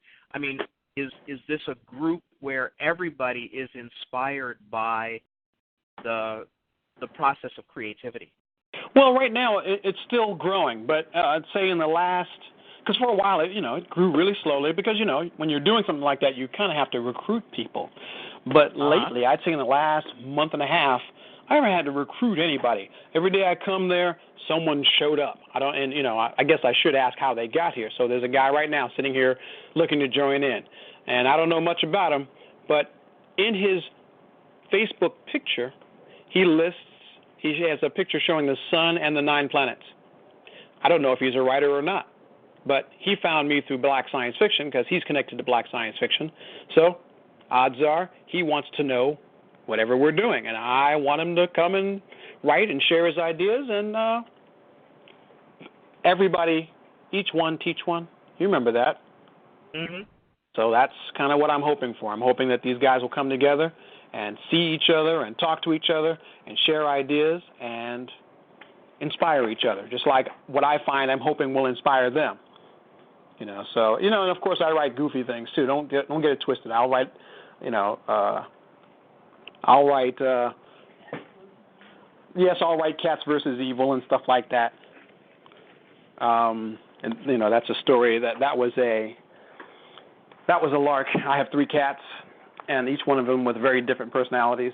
And so one day for one of my, challenge days, I needed a story, so I decided my cats secretly have secret lives where they're secret agents, and they go out and they fight evil. And yeah, it seems goofy, but people like the stories, and that's all that mattered. So, I'm willing to take inspiration from any place, and sometimes it's real, sometimes it's fun, sometimes it's goofy, and I don't think there's anything wrong with that. I think that we as a culture have become, what's the word I'm looking for? We've become mentally dead. We are afraid to dream. We're afraid to imagine. We've just decided that, evil should just rule the world. We don't even fight back anymore. And, that's one of the things I do in all my stories. Even if my heroes lose, they fight. Nobody just lays and dies.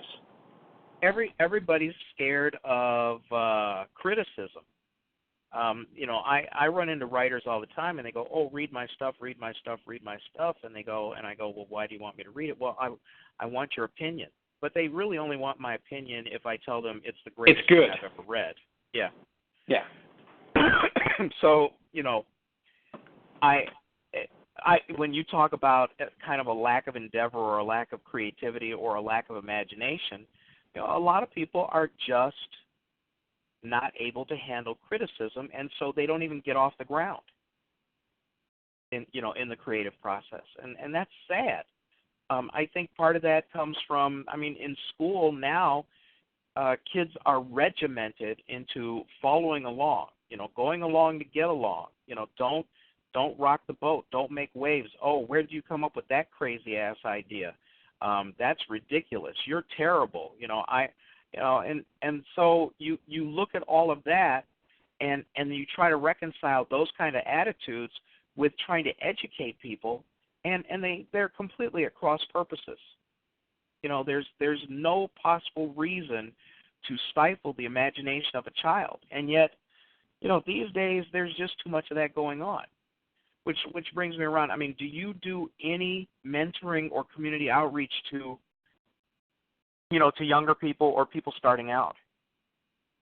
Once upon a time, I did. A long time ago, back in 1987, when I first started working with computers, I realized that I noticed when I started going out into the workplace, I didn't see any other black faces.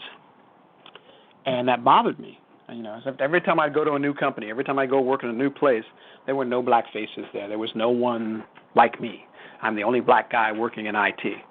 And so for the first few years, I accepted it, but the longer I did it, the more I didn't like it. And so eventually I came to the conclusion that if I wanted to see a black face, I was going to have to teach them and put them there. So in 1993, I left my corporate job and went over to Laney College and went to their computer lab, and I started volunteering there because they had a lot of black faces but no good computers. And I realized that this wasn't going to do. So one day, they were having an opening for a position for someone to run the lab, to take over the lab, to be the leader for the lab. And I was like, I'll apply for that job. So I applied for it. I got it. And the first thing I did was throw away all their cheap computers that weren't doing any good and tell the president to give me new ones. And he looked at me like I was crazy, and I said, well, you told me to teach them. I can't teach them with crap, so make it possible. So we negotiated. I got 15 new computers. And then I got 15 more. Then I wrote a grant and got 15 more. And then I wrote another grant and got 15 more. And before you know it, I had a whole new computer lab. And then I started teaching students. And in the beginning, it was 2 or 3. But by the time I was done, I trained probably well over 1,000 students to go out with the skills to get computer science technology skills and computer skills and video game skills and talking and learning and teaching them how to connect to the workplace and the world in general. And I did this until 2000. And then I had my son. And then we discovered my son was autistic. And then I decided I only have one student now. And that's my son. Mm-hmm. And so he has benefited from my complete and total attention. And as a result, even though our doctors told us he would not be able to do much, we told our doctor to go get bent, and we found a way to get our son to learn.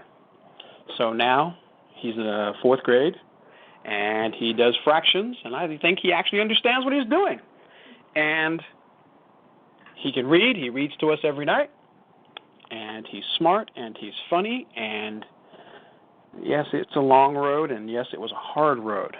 But I am convinced that he will have a much better shot than if I had said, I'm just going to keep working and let somebody work it out. So he's wonderful and brilliant. And so I decided recently that there's a convention coming up called BACON where I live. Uh-huh. And I decided I would give a seminar on imagination in writing. Okay. How to get it, how to find it, how to harness it, how to bring your imagination to the foreground, and how to not be afraid of your imagination. And that's what I'm going to do at BACON. Very cool. When is that? In May. Okay. May 20-something. Not very far down the road. Not far down the road, but I figure BACON. There's another couple other cons that are showing up, and they want they're looking for speakers. So I'm going to go to all of any local con that's close. I'm going to go to and speak on writing, and so I'm not quite mentoring like I used to, where I had thousands of students, but this time maybe I'll go back to quality over quantity. And see if I can, bring 1 or 2 to where I wanted to, where I'd like to see them show up, and if I can give even one an inspiration to just keep writing, because writing is hard.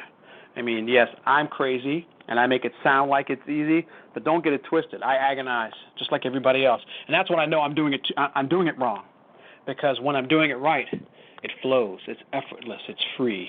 And like I said, it's like tuning into a radio channel. You just kind of sit back, find it, and let it come to you. And I think if you have to go looking for it, you're working too hard. No, really, for me, that's how I feel. If I sit down and I'm like, I need a story, I gotta have one, and I won't get up until I don't get nothing. But if I sit down, and like I said, that's one of the reasons I like pictures, because pictures I can pick just a single element. If I see a wizard and he's wearing a necklace and it's a beautiful, ornate necklace, maybe I can't tell his story, but I could tell that necklace's story. Where did it come from? Who made it? How did he end up with it? And before you know it, I got a whole tale here that was started from a single tiny element of one picture, because I let it come to me rather than me going to chase it. Well, I mean, you've got the creativity down. You have the font. You have the muse. When I say font, I don't mean like Times New Roman.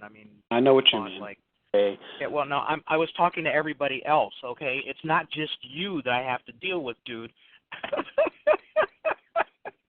Anyway, so out of this whole universe that you have created around you, you have really put together, the mechanism for the creativity.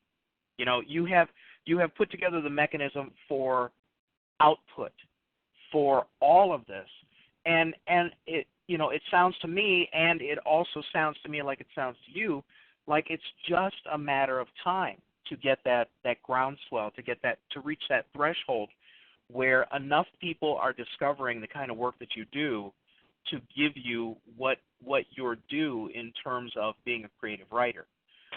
In the meantime, is that the sort of thing that's sustaining you, or are you? My impression is that you're a self-starter, that you don't need external forces to push you forward. Oh no, I don't. I don't depend on them. I don't mind if someone wants to, get out and push, but sure. I look at it like I've jumped out of an airplane. I'm going to fall anyway, so there's no need for anyone to push me. I'm just falling. Well, and then there's always the concept of as you're falling, so far so good. Right. Nobody really dies from falling out of an airplane. That's right. It doesn't stop at the bottom. Yeah. So let's kind of play devil's advocate here. Where do you see yourself, maybe, let's talk 5 years in the future? 5 years from now, I'd like to have a clear desk, meaning all these books that I'm looking at here that are staring at me going, finish me, finish me. I'd like to say, I finished you, and they're all gone. Unfortunately, knowing me, there'll be a new pile of new books waiting to be finished. But that's when you look at that kind of environment, basically, your environment, your desk, your brain space is probably always going to be a work in progress. You're going to get stimulation from all kinds of places. You're going to see all kinds of things that are always going to inspire you. So, yeah, you're probably screwed as far as thinking that desk is ever going to be cleared. Well, I could always do how I do IT. I could take a completist perspective. In IT, no network is truly ever finished, but you can stop it in interesting places. And so what I could opt to do is to say, I won't make anything new till I finish something that's old. Mm-hmm. And that would at least force me to clear my desk, and then I will only make one new thing for every old thing I finish. And that will force me to clear my desk, because it means I won't make any more new things. Like I have an oncoming contest in May called 30 Stories in 30 Days, 30 Cubed. And this will be my last contest I participate in till I finish 2 of these things on my desk. That means I won't take any new contests. I won't take on any new projects unless it's for somebody else who says we'll give you money for it. Mm-hmm. So that will be my attempt to focus on projects that I have, and rather than creating new stuff. I have a habit of making not just something new, but something really new, something so new it's unlike anything I've written so far, and that means that now it's another universe I have to tune into.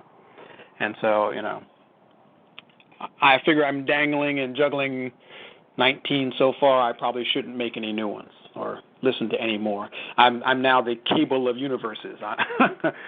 Too many channels, too many things to watch at the same time. Mm-hmm. So Go ahead. I'm sorry. I'm just challenged to keep track of all of the places that I'm listening to, all the places that are that are sending me stories. Sure. So I'm going to. So I have 10 tales of technological terror that I'm going to be. I've got 30 stories in this pile I'm looking at right here of short stories, and I'm going to take 10 of them and put them into a book called 10 Tales of Technological Terror. And they're all technology stories of one sort or another, and some of them are cautionary tales, some of them are just horror stories, and some of them are just horrifying. And I'll put them together, and that will be one of the ebooks I put out in the next coming weeks. So my goal is to put out Modus Vita, and then put out 10 Tales of Technological Terror, and then go back to work on Tales of Mythic Chin and Ethermancer, keep pushing House of Oak. So, I've got so much to do. It's not like I'll ever run out of things to write, and this does not include any nonfiction writing. I still do nonfiction writing on top of everything else. Mm-hmm. That may be how I end up best being seen is, in the nonfiction world, and eventually hoping that people will see me in nonfiction and decide they like me enough to go hunt down my fiction. Sure. And when you that's also have you had much interaction with other people, let's say on a creative level? Have you ever done collaborative work with other writers, other content creators?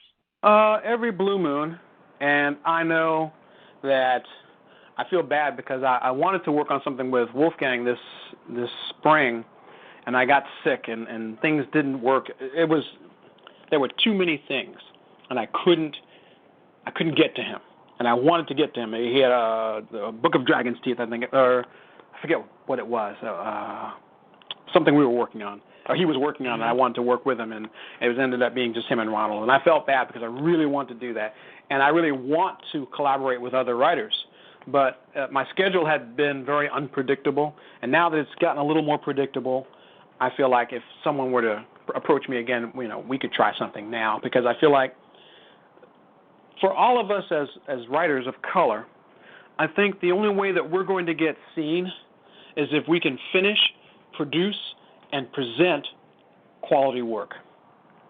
And I feel that when I'm looking at writers out there, there's only a few writers whose work I've read that I really like and I'd love to work with. Like there's a guy named Derek Ferguson. Derek Ferguson wrote, he was one of the people that convinced me that all fan fiction wasn't evil. He wrote a story for a character that I grew up with called the Prowler, and he decided that if Marvel would have written the Prowler as an adult character and a character that evolved and grew like every other Marvel character, he would be an awesome character. And Derek Ferguson wrote a story with the Prowler 2.0, and I read it, and I was like, holy cow, this was some of the most amazing things I'd ever read. And I was like, I've always felt like this character had so much potential, and Marvel never followed through. But he's a black character, so I'm not surprised. Mm-hmm. So when I read Prowler 2.0, I was like, you know what? Okay, so all fan fiction doesn't suck. Matter of fact, once he wrote that, I was inspired to just write. I was like, yes, I can do this. So I buckled down to write some other stuff, and I'd love to work with him on something because he's one of those writers that I've read his stuff, and I've always enjoyed it. Eventually I'll get back to Wolfgang. I feel bad about that, but he's also a writer whose work is just out there. It is great to me, and I can find us teaming up on something and just blowing the doors off of whatever it is we do.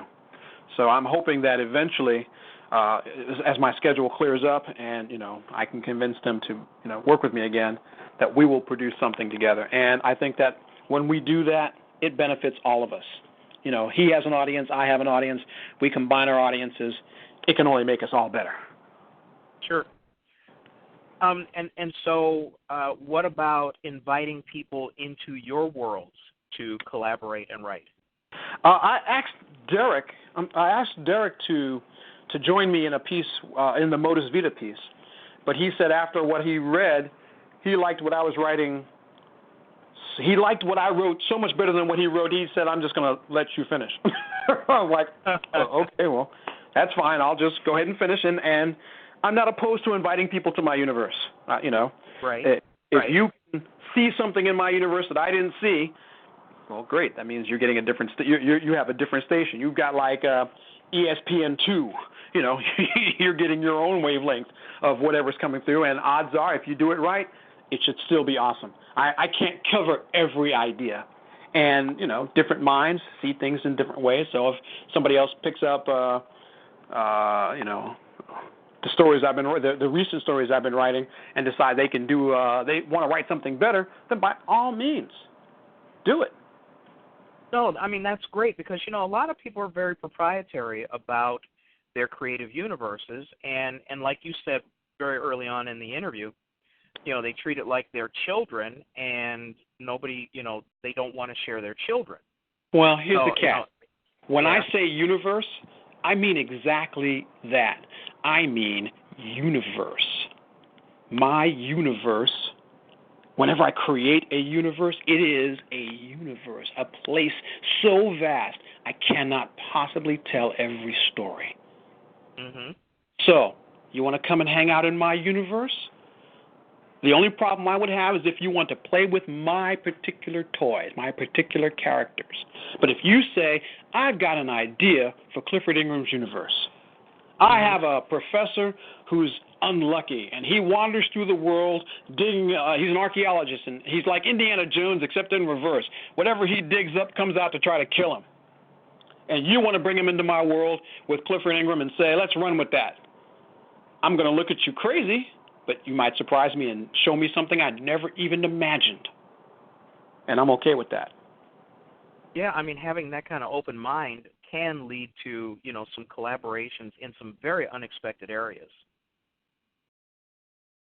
So I'm, you know, our goal is to be seen. Yeah. If you can show me something I haven't seen, it's a universe. I'm sure we can find some way to get along. Why can't we all just get along? Well, because a lot of people are worried about a lot of other things that seem to get in the way. Yeah, well, I know. Can't go with. Yeah, I can't go with that. Let's talk about the fact that, you know, we are black creatives, and for you as a writer, you know, is there a significance there other than the fact of the genre itself that kind of lurks in the background of your writing, in your imagination, or anything like that, or is it just situational? Honestly, I never let being black get in my way of doing anything. I'm a black IT guy. By definition, I'm an oxymoron. Yeah, but that's not. I'm kind of wondering, you know, when you think in terms of your writing, do you, you know, as a black creative, is there, you know, that whole gestalt of being a black creator? Is that something that that affects your creative process, or even affects how you execute your stories? No. To be honest, no.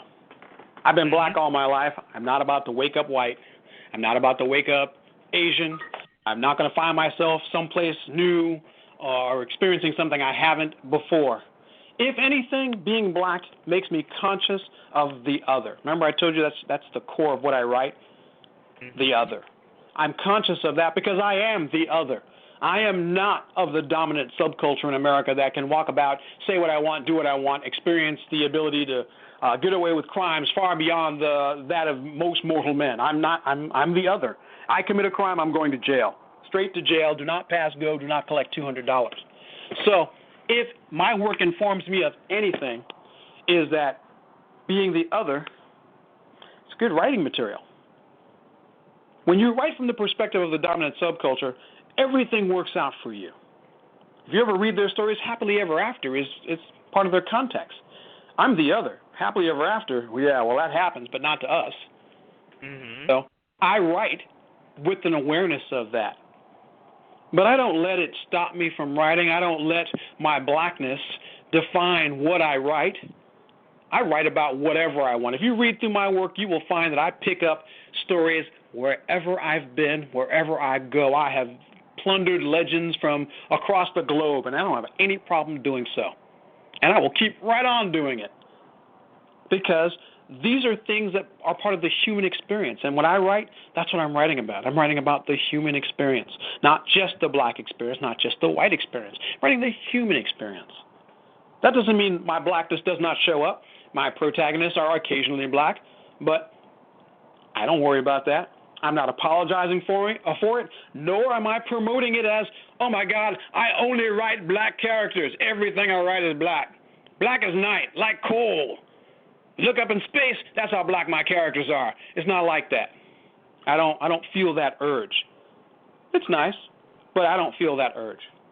And if I sold a story to a company and my character was black when I wrote him, but if if Brad Pitt's production company decided they wanted to put a Snow White guy with albino blonde hair there and say he's going to be white, as long as they paid me, whatever.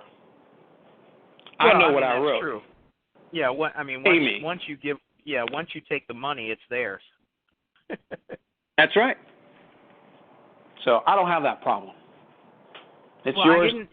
Your money. I don't think. Yeah, and back to my original question. I didn't phrase it as it being a problem. I was just wondering if there is any kind of impact, and apparently not. So, actually, there's no effect. I'm saying that ultimately, I'm looking at a different issue. Some of us write stuff, and we emphasize our blackness. It is our core reason for writing. It's not mine. Until 5 years ago, I didn't write. Yeah. So I don't have an axe to grind. I don't have an issue of my color. I know my color will prevent me from doing things, but that's how it's always been. It's not news to me. It's not a secret. It's not something I just discovered. Oh my God, no one will read my stuff because I'm black. No, that's neither here nor there. Read my stuff because it's good. If my blackness informs you of anything, great. But don't assume it does. Don't assume that because I'm writing from the black experience, because I'm not. I could be writing from the Indian experience. I could be writing from the South American experience. I could be writing from the Russian experience. I've been to all these places. I lived in these cultures, so I might be writing from their experience. Don't assume that my blackness informs you of anything. I'm bigger than just being black. I had made no such assumption myself. No, I didn't say you did. I'm simply saying that when I look at it, there are so many people who this is an emphasis for them. It's not for me. Well, and then, a lot of people use what's called black guilt marketing to try to somehow sell whatever it is that they're creating. Never going to happen. Never do it. I'm just thinking, ever have to look for that. I will never use black guilt marketing to sell a book. I will use, this is a good book. You should read it. It will blow you away. Well, I'll give you some chapters so you get a chance to warm up and enjoy it. Okay. All right. So I guess we've established that that's just happen chance and that there is some spillover, but it certainly is not a motivating factor. No. When you do your creation of universe, when you do your world building, do you have a tendency to start with characters and then fill in the universe around them, or do you kind of think of the situation that the creative spark of the situation, and then fill in the story behind that? I mean, which, it's almost like a chicken and egg thing, but some people populate their universe first and then go ahead and create the story behind it. Do you have a set process, or is it very fluid? How you? It's fluid. It depends. Like when I write Insurrection, I happen to have a whole bunch of notes. I mean, I had a decade worth of notes I created for the game I was going to run. So I already knew all the alien races. I knew their relationship to each other. I knew how they looked, how they lived, where they lived, what they did, and all I needed to do was to give our hero a reason to interact with them, and I did. But then there's other stuff that sometimes I start real small, and I never leave the petri dish. I mean, I have a particular thing I'm writing, and I stay right in that thing, and I don't need to create anything new. And then other times I will write stuff that is just off the chain, and it explodes and it expands. And And if it expands at a rate that is too great, then I stop and take notes. Like I'll write something. The Aspect Wars was like that. I started writing, and every time I wrote a chapter, I added another layer. And I wrote another chapter, added another layer. I was like, oh, my God, they've got so many layers. Quick, start making notes. So I had to stop one day and do an outline for the rest of the story before I just wandered off in another direction. And so then I got an outline, and then when I started writing it again, it was a controlled explosion, a controlled detonation. It wasn't just blowing up all over the place. Mm-hmm. So it depends. Some stories come out of me fully fledged, from, like Athena from the head of Zeus. Poof, she's there. And then other times I've got to, take it slow, control it, work with it, and, get it right. So for you, yeah, and so it's what it sounds like is that you're more into the trade craft of creating the story than having some sort of procedural. I don't know. I don't want to say procedure, but some sort of way of creating. Some people are very regimented because they find that works well for them. It sounds like it's a much more fluid process for your brand of creativity. Well, no, I've done both. I mean, I learned to do outlines. I learned to do the standard outline. I learned to do the snowflake method of outlining. I learned, I treated writing like any other craft. I learned its nuts and bolts. I learned the rules. I learned how to tell stories. I learned how to create stories. I learned how to, build a story the way I wanted it. I learned to write. Remember, I learned to write in college. I just didn't use any of that stuff at the time. But I learned to write, and then now when I write, if I break the rules, I know what rules I'm breaking. So, I'm okay with that. It's not an issue for me to break the rules because I know what the rules are.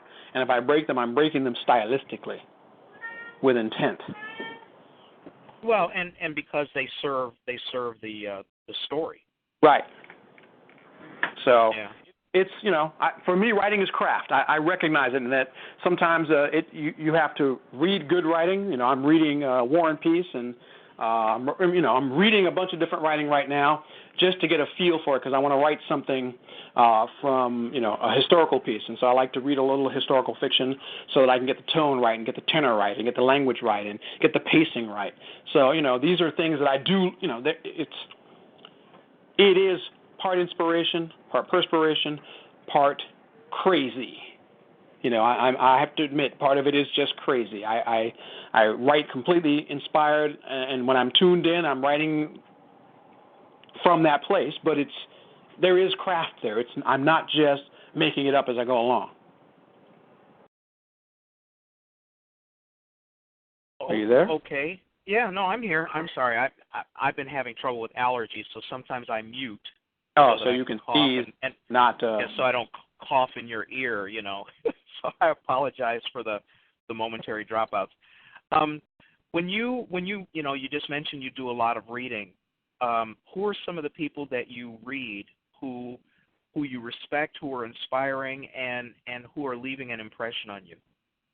C.S. Friedman is one of my favorite writers, and she wrote something called the Cold Fire Trilogy, and it's probably one of the books I enjoy the most. She took a character who, by all accounts, you should hate and despise because he's a monster, he's evil, he's terrible, and yet at the end of the book, you sympathize for this bastard. You feel bad for him, but he's a monster the whole book. And yet she still finds a way to make you at the end feel bad that he is dead. So she's one of those writers from. I've been I've got a whole library. I don't have just one writer. I've read the classics, Asimov, Heinlein. I've read all the old books. I've got all the new ones. If you haven't read any of the Warhammer 40K Imperial Guard by Steve Lyon, Steve Parker, Mitchell Scanlon, brilliant stuff. Ian Banks, I got up here. Use of Weapons, loved it. So I read everybody. I don't have any one guy that I read and go, this is the end-all and be-all. But when I think back to the very first writing influence, C.S. Friedman is that influence.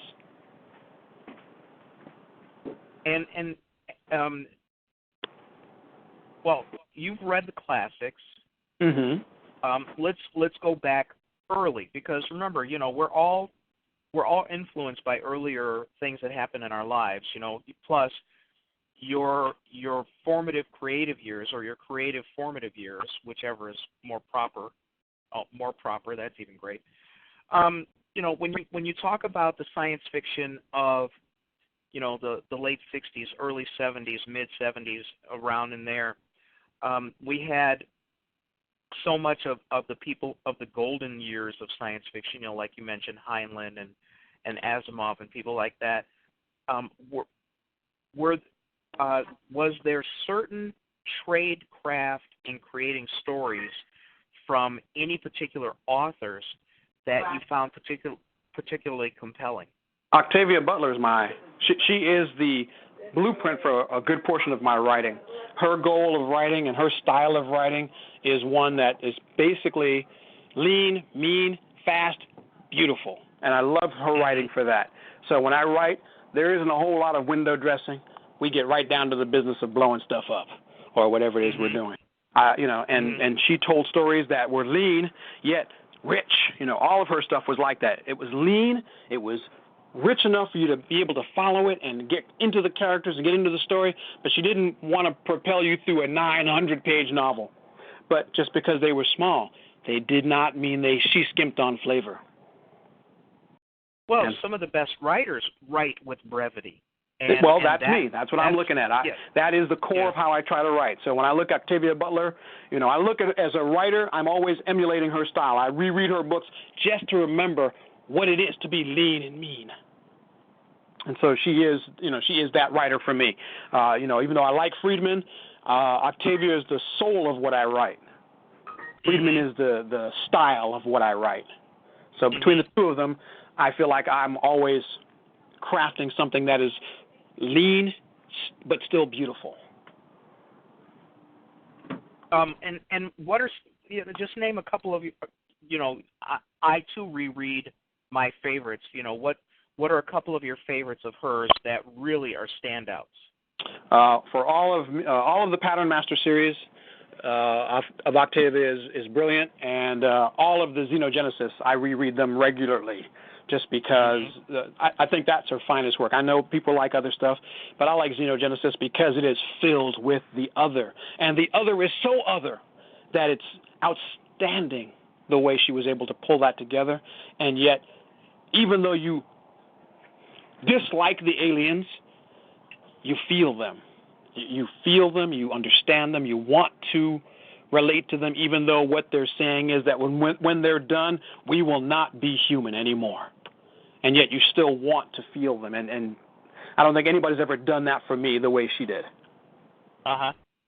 So that is just, it is fantastic. It is one of those, she's one of those writers that, like I said, whenever I write, I look at her work and remember. So, well, about out of time, old man. Yeah, no kidding. We could have kept going for quite some time. Let me first of all, let me thank you for being able to do this.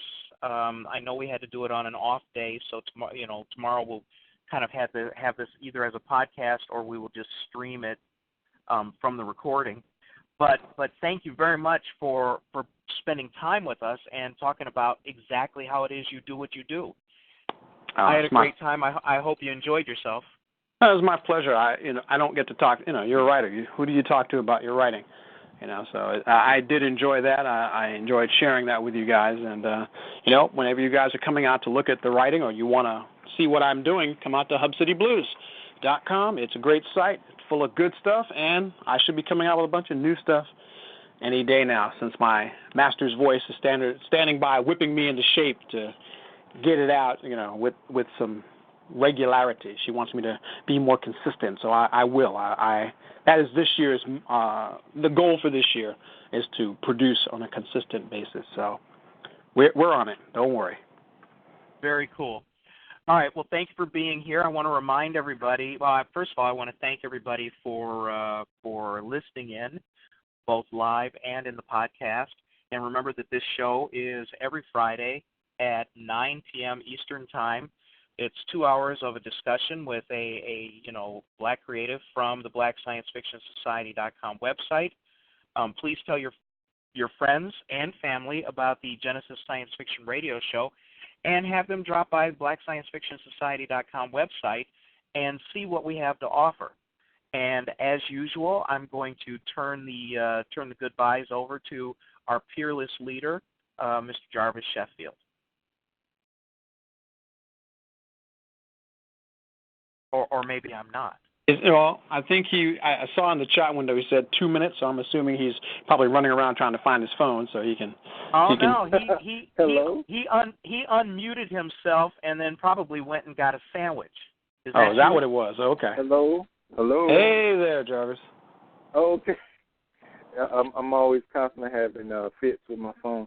But I want to thank everybody for participating on the show, for listening in to the show, for hosting the show, and for being our guest.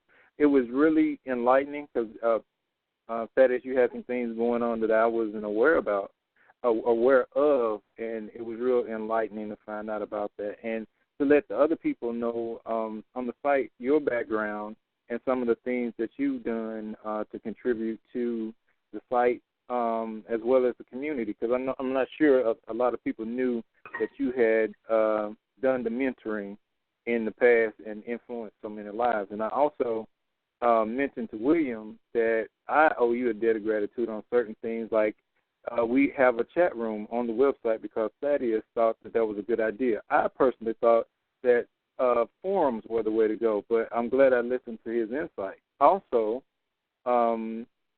as far as using TalkShoe, I had no idea TalkShoe existed, which is our platform that we utilize for the radio show. It's a little bit quirky, but I wouldn't have known a thing about that if it hadn't been for Thaddeus. So, Thaddeus, I want to thank you for all your contributions to the site, and in addition to your content, there are other things that you may not have even been aware of that you were contributing, but I want to thank you and thank you for coming on the site.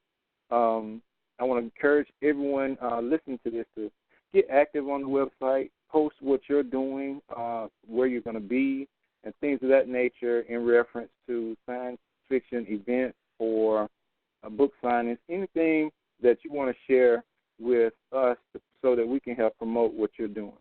And with that, I want to thank everybody and have a great night. All right. Thank you, guys. We'll see you all next Friday at 9 p.m. Eastern Time. And on behalf of Jarvis, everybody, BlackScienceFictionSociety.com, I wish everybody a good day. Bye. Good night. Good night. Good night. Good night.